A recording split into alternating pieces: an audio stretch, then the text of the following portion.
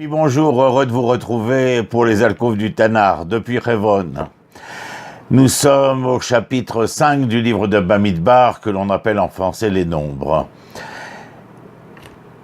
Je vais vous entretenir de la femme Sota. Il est tout à fait plausible de lire le 5e chapitre de ce livre et de conclure que le rituel Sota est une punition pour une femme qui trompe son mari et un moyen de dissuasion pour une femme qui pourrait y penser. C'est une lecture qui considère la femme sota, adultère, comme l'une des nombreuses lois créées par une société patriarcale pour protéger le contrôle des hommes et leur ego par le biais de l'intimidation, de la contrainte et quelquefois de la violence. Sentiment d'insécurité le plus mineur chez un mari quant à tout déviationnisme de sa propriété exclusive, son épouse, qui l'invite à une cérémonie qui, dans le meilleur des cas, est synonyme d'une certaine forme d'humiliation pour cette dame. Je ne pense pas que l'on puisse nier qu'il s'agisse ici d'une heureuse, bonne et cohérente lecture du texte. Mais cela laisse un goût amer qui ne convient pas à la Torah, dont nous avons l'habitude d'entendre, de comprendre les chemins d'assentiment, les chemins qui interpellent à la paix. D'ailleurs, dans certains textes rabbiniques qui concernent ce sujet, le traité de Sota, c'est une Gemara, un traité talmudique. Une certaine compréhension un peu différente peut en émerger. Venez. Voyons ensemble cette déclaration déroutante à la page 47 recto, selon laquelle, une fois que les adultères proliférèrent, les eaux de Sota, c'est-à-dire cette cérémonie, furent interrompues. Vous serez d'accord avec moi, si le but de cette loi était la punition et la dissuasion, on s'attendrait tout naturellement au contraire, c'est-à-dire que, avec une courbe croissante, eh bien, ce cérémonial devienne le pain quotidien. L'augmentation de ces adultères devrait rendre encore plus critique la mise en œuvre de cette pratique.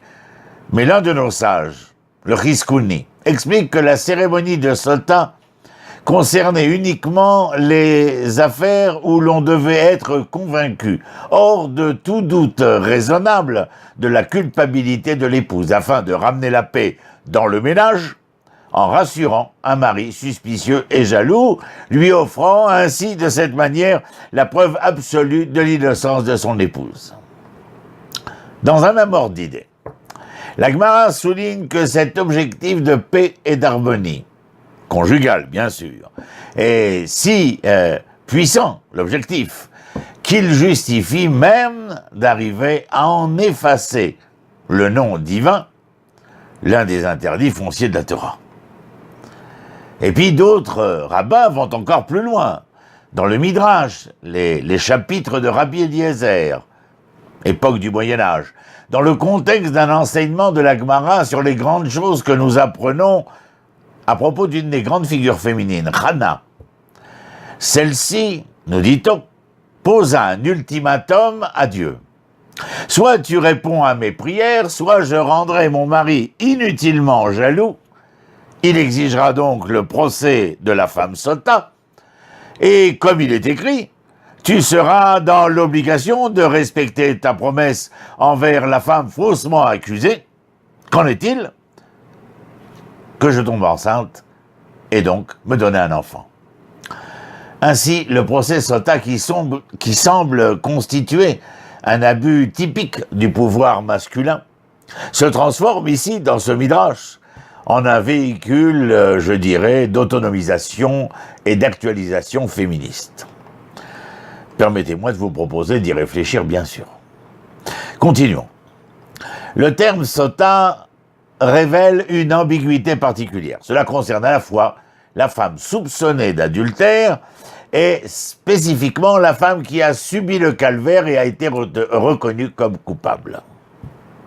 Rachi, notre cher maître du XIe siècle dans la ville de Troyes, au verset 12 de ce chapitre 5 du livre des Nombres, donne deux significations bien différentes. Et vous allez voir pourquoi. Nos rabbins ont enseigné, les adultères ne pêchent jamais tant qu'un esprit de folie n'y entre pas. Comme il est écrit de la sota qui tichté. Eh oui, vous entendez ce et ce. Parce que dans l'hébreu mikraïk, la femme adultère ne s'appelle pas sota mais shota. Oui, pour ceux qui connaissent l'hébreu, vous allez me dire qu'elle boit, en rapport, bien entendu, avec ce fameux cérémonial de la femme adultère. Mais écoutez. Qui tichté, si shota, c'est celle qui est devenue folle, aliénée. On le retrouve dans le livre des Proverbes, au chapitre 6, verset 32.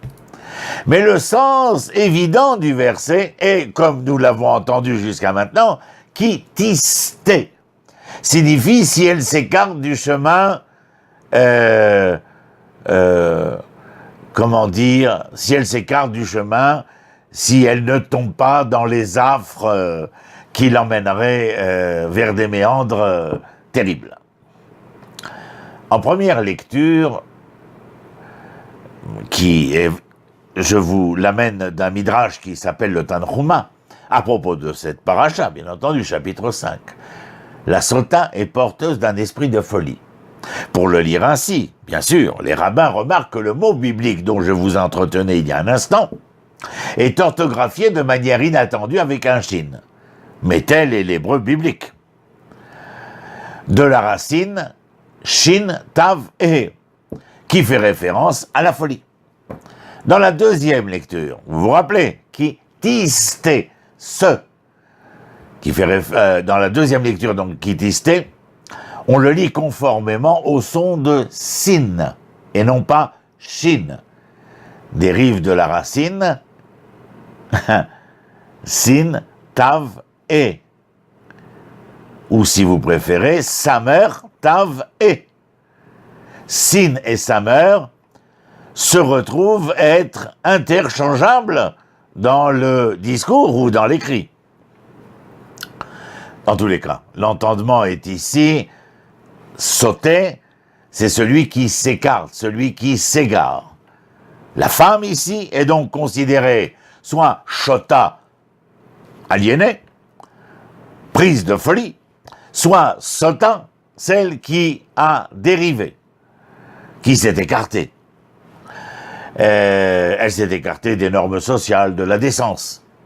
Elle est, si vous préférez, elle entame en tout cas une descente, une pente vertigineuse qui va l'amener, ou qui l'a peut-être déjà amené, à l'adultère total. Deux interprétations différentes de l'adultère sont donc impliquées ici. En première lecture, l'acte adultère est décrit comme un déficit incompréhensible de la santé mentale, le mensonge, l'hypocrisie, le crime passionnel, qui en droit français constituait traditionnellement un motif de clémence. Lorsqu'il était établi, bien entendu. Dans notre cas précis, il s'agit du doute concernant cet adultère. Un tel diagnostic de la sota traduit la crainte que de tels actes tabous suscitent une société normative. Les rabbins voient ici un écart qu'ils définissent comme une invasion de l'esprit de folie. Mais si elle est effectivement possédée par un esprit aussi malin, alors vous me diriez quoi? En termes modernes, si elle était considérée comme cliniquement folle, atteinte, alors serait-elle responsable de ses propres actes? Dans l'autre lecture, l'interprétation de la descente vertigineuse, la sota reste bien responsable. Si elle n'avait pas dévié, elle n'aurait pas atteint ce point de non-retour. Cependant, cette perspective rationnelle perd un aspect de la situation qui est clairement important pour les rabbins. Elle masque la folie de la passion illicite, le déséquilibre de ce que représente la sota, ce qui soulève bien sûr de difficiles questions concernant la responsabilité morale. Les interprétations courantes du texte et de l'acte sont en contradiction avec la folle vérité d'une lecture qui joint la sota et la shota. Si au moment du péché, la déviante sota est devenue fondamentalement irrationnelle, shota, elle est en quelque sorte devenue étrangère à sa propre nature. Pour la société, elle représente maintenant la terreur de la perméabilité humaine au bouffées de la passion momentanée. Le livre de Bamidbar détaille ce qui se passe lorsqu'un Hébreu escroque ou vole une autre personne, son tiers. Puis il prête un faux serment en déclarant son innocence. Oui, vous avez fait attention, on a quitté notre chère dame pour rencontrer notre Hébreu, qui lui agit de manière délictueuse.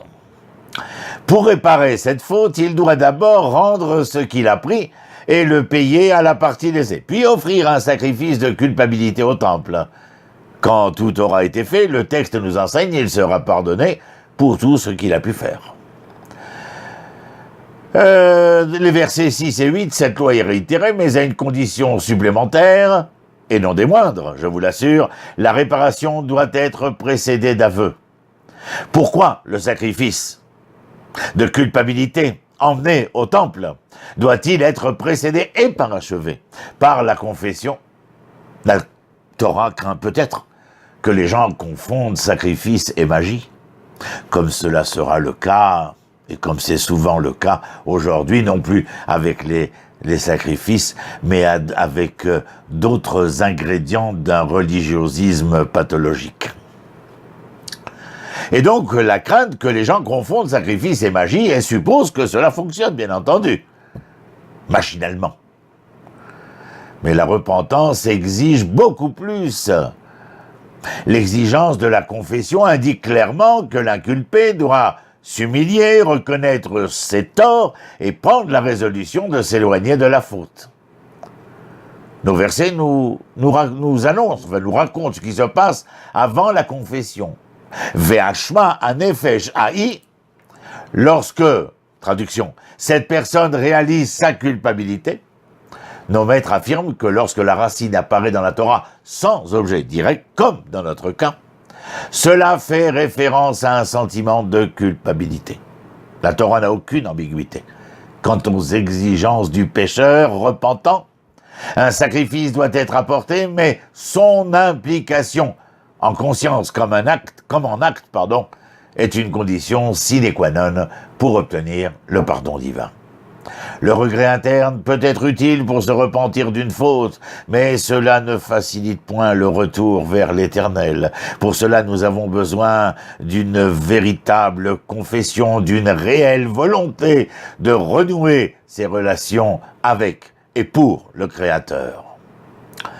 Un de nos maîtres de la fin du 19e siècle et du 20e siècle, du début du 20e siècle, Rabbi Eliyahu Dessler, dans le Mirtav Mi-Eliyahu, suggère qu'en tentant de changer les seules confidences intellectuelles, émotionnelles, cela ne suffit point. Au contraire, il faut aussi les exprimer avec des mots, car quand on ajoute la parole aux pensées et aux sentiments,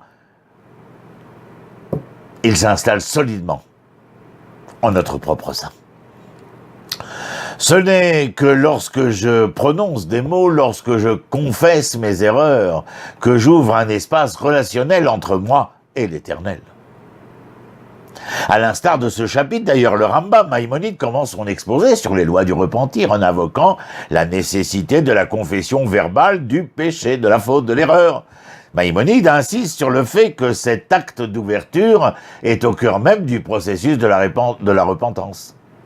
Ce sont ces Ilchot Tshuva, les lois de la repentance, chapitre 1, premier alinéa.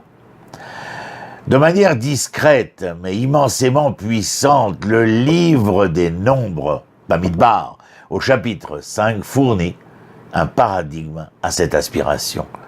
Lorsque nous cherchons, mes amis, à changer nos manières, la Bible nous enseigne que nous devons ressentir le remords, mais pas seulement. Il faut savoir exprimer, mais pas seulement.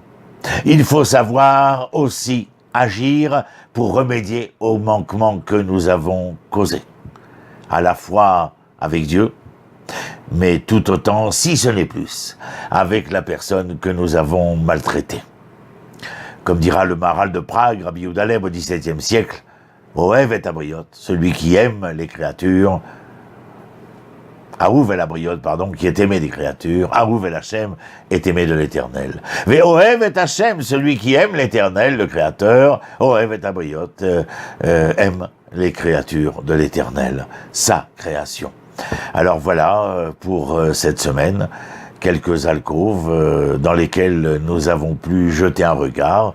Et depuis Hebron, cette ville des patriarches et des matriarches, eh bien, je vous souhaite Shabbat Shalom et nous espérons à la semaine prochaine aussi. Shalom, shalom, Leitraot.